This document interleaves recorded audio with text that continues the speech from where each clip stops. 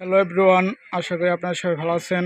আজকে আমরা ফাইনালি চলে এসেছি চাখারের শ্বশুরবাড়ি পার্কে। আজকে আমরা হঠাৎ করে এখানে চলে এসেছি। আমার সঙ্গে আছেন আমার বন্ধু সৌরভ। এখানে পরিবেশ খুবই চমৎকার। পুকুরের ভিতরে বেশ কিছু ঘর এবং এখানের পরিবেশ খুবই ভালো। আমরা এখন একটি ঘরের ভিতরে আছি। আর বন্ধু সৌরভ, ঘরের পরিবেশ খুবই সুন্দর। এখানে ঘরে একটি পাখা আছে, 4টি বাতি আছে, সিসি ক্যামেরা আছে। এখানে খাবারের মেনু কার্ড আছে,